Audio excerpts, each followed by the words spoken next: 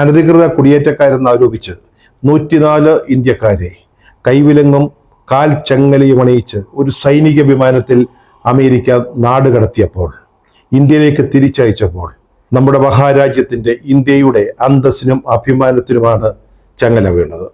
ലോകത്തിനു മുമ്പിൽ ഇന്ത്യ നാണം കെടുകയായിരുന്നു.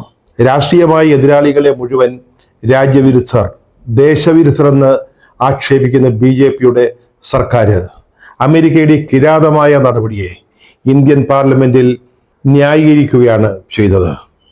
അമേരിക്കയുടെ കിരാതമായ ഈ കാടൻ നടപടിയെ ഒന്ന് അപലപിക്കാൻ പോലും നമ്മുടെ പ്രധാനമന്ത്രി മോദി തയ്യാറായില്ല.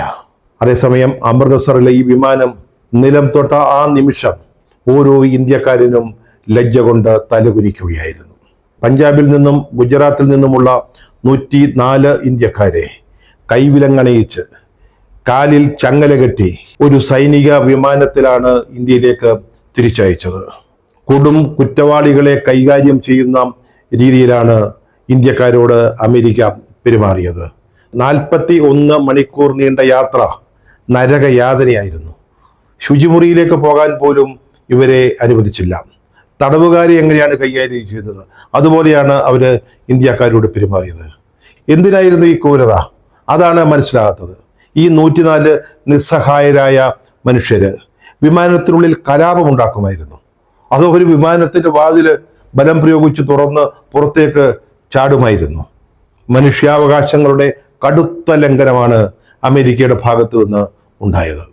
ആളുകളെ ചങ്ങലക്കിട്ടുകൊണ്ടുള്ള ദൃശ്യങ്ങൾ പുറത്തു വന്നപ്പോൾ PIB എന്താണ് പറഞ്ഞെന്നറിയാമോ?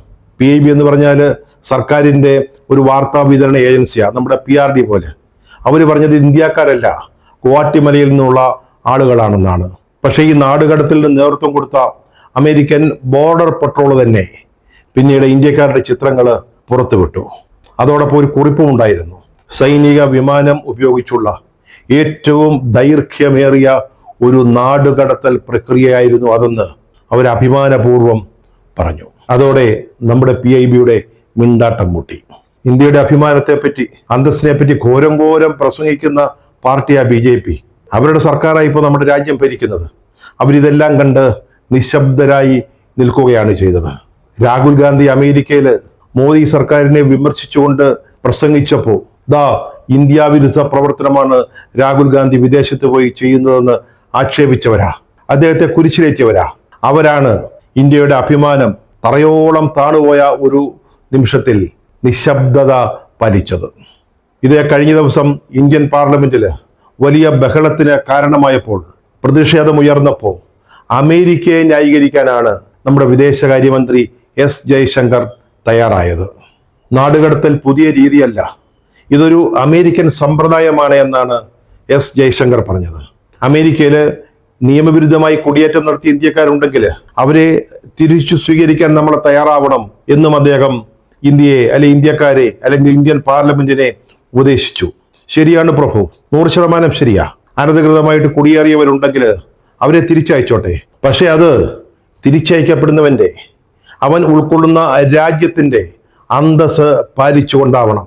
അല്ലാതെ ഇങ്ങനെയല്ല, ഇത്തരത്തിൽ കിരാതമായ അടിമകളോട് പെരുമാറുന്നത് പോലെയല്ല ചെയ്യേണ്ടത്. കാലിൽ ചങ്ങലയിട്ട് കയ്യിൽ വിലങ്ങിട്ട് അങ്ങനെയല്ല അവരെ തിരിച്ചയക്കേണ്ടത്. നേരത്തെയും ഇങ്ങനെ അമേരിക്ക ആളുകളെ തിരിച്ചയച്ചിട്ടുണ്ട് എന്ന് S ജയശങ്കർ പറയുകയുണ്ടായി. അപ്പോൾ പ്രതിപക്ഷം ചോദിച്ചു, അന്നും ചങ്ങലക്കിട്ടാണോ അയച്ചത്? പക്ഷെ ജയശങ്കറിന് ആ ചോദ്യത്തിന് മറുപടി ഉണ്ടായിരുന്നില്ല. സ്ത്രീകളെ ചങ്ങലക്കിട്ടില്ല എന്നും ജയശങ്കർ പാർലമെന്റിൽ വാദിച്ചു. പക്ഷേ ഗുജറാത്തിൽ നിന്നുള്ള ചില ആളുകളുടെ ബന്ധുക്കൾ, വിമാനത്തിൽ തിരിച്ചയക്കപ്പെട്ട ആളുകളുടെ ബന്ധുക്കൾ പറഞ്ഞത് സ്ത്രീകളെയും ചങ്ങലക്കിട്ടിരുന്നു എന്നാണ്. ഇതിൽ നിന്ന് നാം അനുമാനിക്കേണ്ടത് ജയശങ്കർ പാർലമെന്റിൽ പറഞ്ഞത് കളവായിരുന്നു എന്നാണ്. നമ്മുടെ പ്രധാനമന്ത്രി മോദി പാർലമെന്റിൽ ഉണ്ടായിരുന്നു. അദ്ദേഹം രാജ്യസഭയിൽ രാഷ്ട്രപതിയുടെ പ്രസംഗത്തിന് നന്ദി രേഖപ്പെടുത്തിക്കൊണ്ടുള്ള പ്രമേയ ചർച്ചയ്ക്ക് മറുപടി നൽകി. അവിടെ അദ്ദേഹം സമയം ചെലവഴിച്ചത് നെഹ്റു മുതലുള്ള കോൺഗ്രസ് പ്രധാനമന്ത്രിമാരെയും കോൺഗ്രസിന്റെ നേതാക്കളെയും ആക്ഷേപിക്കുന്നതിനാണ്. ലോക്സഭയിൽ ഇത് തന്നെയാണ് കഴിഞ്ഞ ദിവസം സംഭവിച്ചത്. നന്ദി പ്രമേയ ചർച്ചയിൽ പങ്കെടുത്തുകൊണ്ട് രാഹുൽ ഗാന്ധി കാര്യകാരണ സഹിതം മോദി സർക്കാരിന്റെ വീഴ്ചകൾ പറഞ്ഞു, സഭയിൽ വിവരിച്ചു. UPA സർക്കാരിന്റെ വീഴ്ചകൾ സമ്മതിച്ചുകൊണ്ടായിരുന്നു അദ്ദേഹത്തിന്റെ പ്രസംഗം. നിശിതമായ വിമർശനമാണ് നടത്തിയത്. അതിന് മോദി നൽകിയ മറുപടി പ്രസംഗം ഏതാണ്ട് മുക്കാൽ സമയം നെഹ്റു ഗാന്ധി കുടുംബത്തെ ആക്ഷേപിക്കുന്ന തരത്തിലുള്ളതായിരുന്നു. അദ്ദേഹം പറഞ്ഞു, ഒരു കുടുംബത്തിന് വേണ്ടി മ്യൂസിയം പണിതെന്ന്. നെഹ്റു മ്യൂസിയത്തെ പറ്റിയാണ് പറഞ്ഞത്. ശരിയാണ് ബഹുമാനപ്പെട്ട പ്രധാനമന്ത്രി നരേന്ദ്രമോദി. ഒരു മ്യൂസിയം അല്ല, അതിനേക്കാൾ വലിയ സ്മാരകം അർഹിക്കുന്ന വ്യക്തിയാണ് നെഹ്റു. അതാണ് നെഹ്റു സ്മരണയുടെ പ്രാധാന്യം. അത്രയ്ക്ക് മഹത്വവും മഹിമയുമുള്ള വ്യക്തിത്വമായിരുന്നു ഇന്ത്യൻ ചരിത്രത്തെ സംബന്ധിച്ചിടത്തോളം പണ്ഡിറ്റ് ജവഹർലാൽ നെഹ്റു.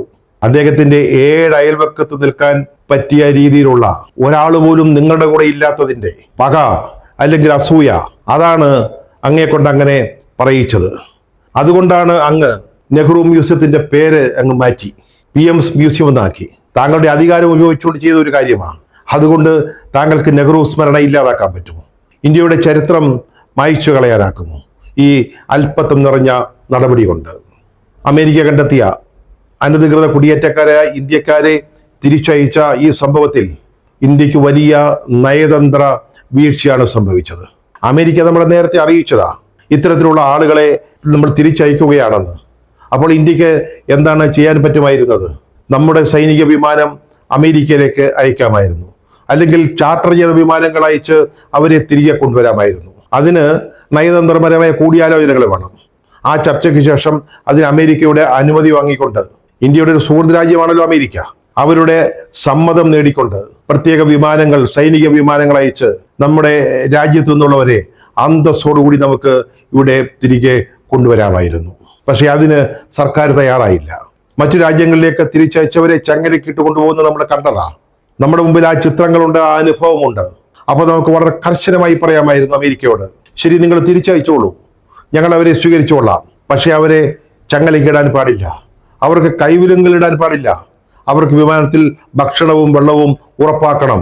മറ്റു സൗകര്യങ്ങൾ, സാധാരണ യാത്രക്കാർക്ക് ഒരു വിമാനത്തിൽ കിട്ടുന്ന സൗകര്യങ്ങൾ, ശുചിമുറി അടക്കം അവർക്ക് ലഭ്യമാക്കണം എന്ന് നമുക്ക് ശക്തമായ ഭാഷയിൽ അവരോട് പറയാമായിരുന്നു. നമ്മളത് ചെയ്തില്ല. അതുകൊണ്ടാണ് നമ്മുടെ രാജ്യത്തു നിന്നുള്ള 104 പേര് ഇത്തരത്തിലുള്ള അപമാനം സഹിച്ച് തിരിച്ച് ഇന്ത്യയിലെത്തേണ്ടി വന്നത്. നമ്മുടെ വീഴ്ചയാ, നയതന്ത്രപരമായ വീഴ്ച. ആ 104 നിസ്സഹായരായ മനുഷ്യര് അവരനുഭവിച്ച വേദന, അപമാനം, അത് ഇന്ത്യ ഭരിക്കുന്നവർക്ക് മനസ്സിലായില്ല, അല്ലെങ്കിൽ മനസ്സിലാകുന്നില്ല എന്നുണ്ടോ? ബ്രസീലിലേക്ക് ഇതുപോലെ ആളുകളെ എത്തിച്ചപ്പോൾ അവിടുത്തെ പ്രസിഡന്റ് അതിശക്തമായ ഭാഷയിൽ അതിനെ വിമർശിച്ചു. കൊളംബിയയ്ക്ക് അയച്ചൊരു വിമാനം, അവരത് അവിടെ ഇറങ്ങാൻ പോലും അനുവാദം നൽകിയില്ല. അങ്ങനെ പ്രതികരിച്ചു ട്രംപിന്റെ മുമ്പിൽ. ട്രംപ് ഇപ്പോൾ വലിയ അതിശക്തനായിരിക്കാം, അദ്ദേഹത്തിന്റെ ഇപ്പോഴത്തെ നടപടികൾ നമ്മൾ കണ്ടുകൊണ്ടിരിക്കുകയാണ്. അദ്ദേഹം എന്ത് ഭാവിച്ചാണെന്ന് പോലും നമുക്ക് മനസ്സിലാവുന്നില്ല. പക്ഷെ അവരുടെ മുമ്പിൽ ബ്രസീലും കൊളംബിയയും ധീരമായ ഒരു നിലപാടാണ് എടുത്തത്. പക്ഷെ നമ്മളാവട്ടെ ട്രംപിന് മുന്നിൽ നേരെ നിന്ന് സംസാരിക്കാൻ പോലും ധൈര്യമില്ലാത്ത രീതിയിലാണ് ഈ സംഭവത്തോട് പ്രതികരിച്ചത്. എത്ര അപമാനകരമായ, ലജ്ജാകരമായ ഒന്നാണ് എന്ന് ഓരോ ഇന്ത്യക്കാരനും മനസ്സിലാക്കേണ്ട കാര്യമായത്. മൈ ഡിയറസ്റ്റ് ഫ്രണ്ട് എന്നാണ് ട്രംപ് മോദിയെയും, മോദി ട്രംപിനെയും കുറിച്ച് പറയുന്നത്. ട്രംപിന് ലോകത്തിൽ ഏറ്റവും പ്രിയപ്പെട്ട നേതാവ് മോദിയാണെന്നാണ് BJP-ക്കാര് ചെണ്ടയടിച്ച് നടക്കുന്നത്. പക്ഷേ 56 ഇഞ്ചെന്ന് ഖ്യാതി പറയും, വിശ്വഗുരു എന്നൊക്കെ ചമഞ്ഞു നടക്കും. പക്ഷെ നിർണായകമായ ഒരു സാഹചര്യം വന്നപ്പോൾ നമ്മൾ അമേരിക്കയുടെ മുമ്പിൽ തലകുനിച്ചു നിൽക്കുകയാണ് ചെയ്തത്. ഇന്ത്യക്ക് മറ്റൊരു ചരിത്രമുണ്ട്, അത് മറന്നു പോകരുത്. ബംഗ്ലാദേശ് വിമോചനത്തിന് വേണ്ടി ഇന്ത്യ പാകിസ്ഥാനെതിരെ യുദ്ധം നടത്തുമ്പോൾ അന്ന് അമേരിക്കൻ ഭരണകൂടം അവരുടെ നാവികസേനയുടെ 7ാം കപ്പൽപ്പടയെ ഇങ്ങോട്ട് അയച്ചു. 7th ഫ്ലീറ്റ്, ലോകത്തിലെ ഏറ്റവും വലിയ പടക്കപ്പലുകളുടെ വ്യൂഹമാണ് 7ാം കപ്പൽപ്പട. ഇങ്ങോട്ട് അയച്ചു ഇന്ത്യയിലേക്ക്, നമ്മളെ പേടിപ്പിക്കാൻ, ഭീഷണിപ്പെടുത്താൻ. പാകിസ്ഥാന് വേണ്ടി അയച്ചതാ, പാകിസ്ഥാനെ സഹായിക്കാൻ വിട്ടതാ. നമ്മൾ പറഞ്ഞു, ഇന്ത്യ പറഞ്ഞു, ബംഗാൾ ഉൾക്കടലിലേക്ക് ഇത് കടന്നു പോകരുതെന്ന്. തിരിച്ചുപോയി, 7th ഫ്ലീറ്റ് തിരിച്ചുപോയി. അന്ന് ഇന്ത്യയുടെ പ്രധാനമന്ത്രി ഇന്ദിരാഗാന്ധി ആയിരുന്നു. മോദി കഴിഞ്ഞ ദിവസം പാർലമെന്റിൽ ആക്ഷേപിച്ച, അല്ലെങ്കിൽ വിമർശിച്ച നെഹ്റുവിന്റെ മകൾ ഇന്ദിരാഗാന്ധി. അങ്ങനൊരു ചരിത്രം, മഹിതമായൊരു ചരിത്രം നമുക്കുണ്ട്, അത് മറന്നു പോകരുത്. നമ്മൾ എന്തിനാണ് അമേരിക്കയെ പേടിക്കുന്നത്? അവരുടെ മുമ്പിൽ എന്തിനാണ് തലകുനിച്ചു നിൽക്കുന്നത്? ട്രംപിന്റെ അല്ലെങ്കിൽ അമേരിക്കയുടെ പ്രീതി കിട്ടാൻ വേണ്ടി ഇത്ര വില കുറഞ്ഞ രീതിയിൽ അവരോട് പെരുമാറിയിട്ട് കാര്യമില്ല. നമുക്ക് വലുത് നമ്മുടെ അന്തസ്സ് തന്നെയാണ്. ഇപ്പോൾ മോദി അടുത്ത ദിവസങ്ങളിൽ അമേരിക്കയിലേക്ക് പോകുന്നുണ്ട്, ട്രംപിനെ കാണുന്നു എന്നൊക്കെ പറയുന്നുണ്ട്.